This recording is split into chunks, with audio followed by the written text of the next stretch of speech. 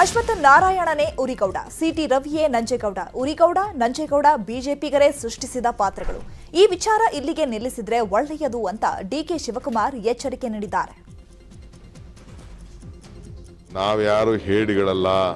ಯಾವ ಉರಿಗೌಡ, ಸಿಟಿ ರವಿ, ನಂಜೇಗೌಡ, ಅಶ್ವತ್ಥ ನಾರಾಯಣ ಹೊಸದಾಗೆ ಅವರು ಸ್ಟೋರಿ ಬರಿತಾ ಇದ್ದಾರೆ. ಅದಕ್ಕೆ ಸಿನಿಮಾ ತೆಗಿಯೋಕ್ಕೆ ಇನ್ನೊಬ್ಬ ಯಾರೋ ಒಬ್ಬ ಹೊರಟಿದ್ದಾನೆ.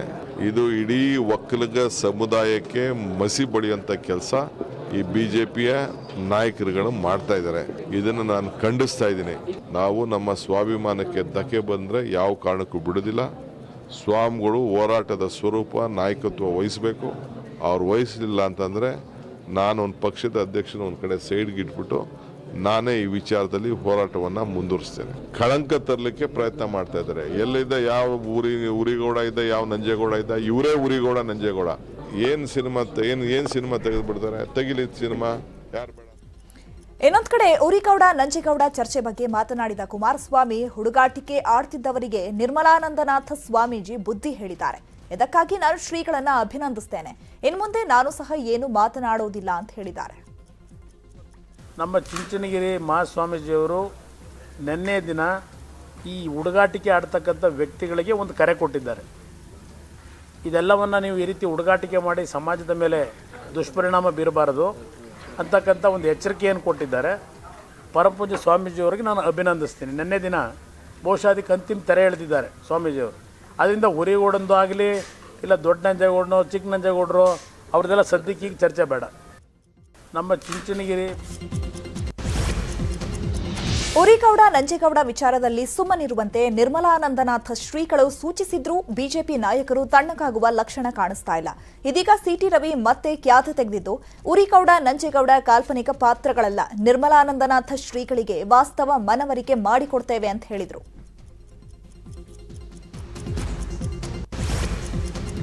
ಆ ದಿನಗಳು ಚೇತನ್ ಮತ್ತೆ ವಿವಾದಕ್ಕೆ ಸಿಲುಕಿದ್ದಾರೆ. ಉರಿಗೌಡ ನಂಜೇಗೌಡ ವಿವಾದದ ಬಗ್ಗೆ ಮಾತನಾಡುವ ಭರದಲ್ಲಿ ಹಿಂದೂಗಳನ್ನ ಮತ್ತೊಮ್ಮೆ ಕೆಣಕಿದ್ದಕ್ಕೆ ಶೇಷಾದ್ರಿಪುರ ಪೊಲೀಸರು ನಟನನ್ನ ಬಂಧಿಸಿದ್ದಾರೆ. ಹಿಂದುತ್ವದ ಬಗ್ಗೆ ಚೇತನ್ ಕೆಟ್ಟದಾಗಿ ಪೋಸ್ಟ್ ಮಾಡಿದ್ರು.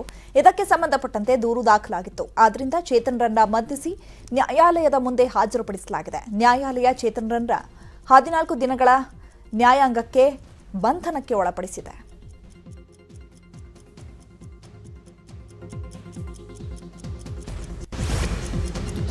ಹರಿದ ಬಾಯಿಗಳು ಅಂದ್ರೆ ಈಶ್ವರಪ್ಪನವರಿಗೆ ತಾಗಲ್ಲ ಅಂತ ಎಂಎಲ್ಸಿ ಆಯನೂರು ಮಂಜುನಾಥ್ ಸ್ಪಷ್ಟನೆ ಕೊಟ್ಟಿದ್ದಾರೆ. ಈಶ್ವರಪ್ಪನವರು ತಮ್ಮ ಪುತ್ರನಿಗೆ ಟಿಕೆಟ್ ಕೇಳಿದ್ದಾರೆ, ಆದ್ರೆ ಅವನು ಇನ್ನೂ ಸಣ್ಣವನಿದ್ದಾನೆ, ಅವನಿಗೆ ಮುಂದೆ ಅವಕಾಶ ಕೊಡ್ಲಿ ಅಂತ ಆಯನೂರು ಹೇಳಿದರು.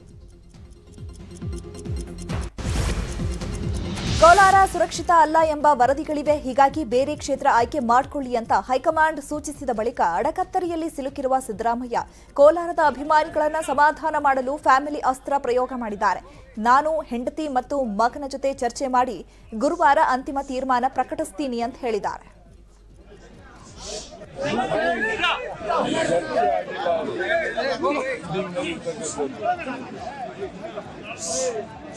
ಹೈಕಮಾಂಡ್ ಅವರು ನೀವು 1% ಕೂಡ ರಿಸ್ಕ್ ತಗೋಬಾರದು ಅಂತ ಹೇಳಿದ್ದಾರೆ ಅಷ್ಟೇನೆ. ಅದು ಬಿಟ್ಟರೆ ಬೇರೆ ಏನು ಹೇಳಿಲ್ಲ. ನಿಂತ್ಗಡಿ ಅಂತಾಗಲಿ ನಿಂತ್ಕೋಬೇಡಿ ಅಂತಾಗಲಿ ಏನು ಹೇಳಿಲ್ಲ. ಸುಮ್ಮನೆ ಅಪಪ್ರಚಾರ ಆಗ್ಬಿಟ್ಟದೆ. ಅಪಪ್ರಚಾರ ಆಗ್ಬಿಟ್ಟದೆ. ಪ್ರಧಾನಿ ನರೇಂದ್ರ ಮೋದಿ ವಿರುದ್ಧ ಕಾಂಗ್ರೆಸ್ ಕಿಡಿಕಾರಿದೆ. ಕಾಮಗಾರಿ ಮುಗಿಯದೇ ಇದ್ರೂ ಉದ್ಘಾಟನೆ ಮಾಡಲಾಗ್ತಾ ಇದೆ. Bengaluru airport terminal, metro, Bengaluru Mysuru ಹೆದ್ದಾರಿ ಕಾಮಗಾರಿಗೆ ಅಂತ್ಯವಾಗಿಲ್ಲ. ಆದರೂ ಮೋದಿ ಉದ್ಘಾಟನೆ ಮಾಡಿದ್ದಾರೆ ಅಂತ ರಾಜ್ಯ ಕಾಂಗ್ರೆಸ್ ಉಸ್ತುವಾರಿ ರಣದೀಪ್ ಸುರ್ಜೇವಾಲಾ ಹೇಳಿದ್ದಾರೆ. ಸುರ್ಜೇವಾಲಾ ಆರೋಪಕ್ಕೆ ಸಚಿವ ಆರ್ ಅಶೋಕ್ ತಿರುಗೇಟನ್ನ ಕೊಟ್ಟಿದ್ದಾರೆ.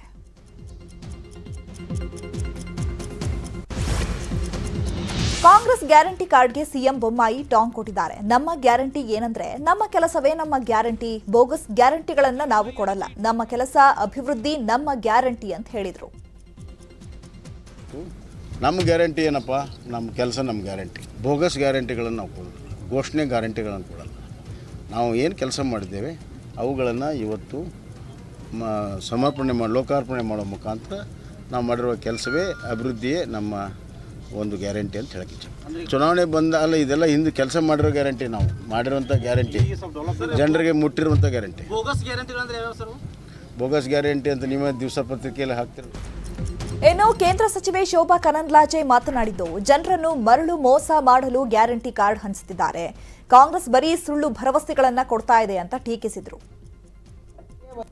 4ನೇ ಗ್ಯಾರಂಟಿ 3,500 ರೂಪಾಯಿ ಡಿಗ್ರಿ ಹೋಲ್ಡರ್ ಯುವಕರಿಗೆ ಮತ್ತು ಡಿಪ್ಲೊಮಾ ಹೋಲ್ಡರ್ಸ್ಗೆ 1,500 ರೂಪಾಯಿಯನ್ನು ಕೊಡುವಂಥ ಗ್ಯಾರಂಟಿ.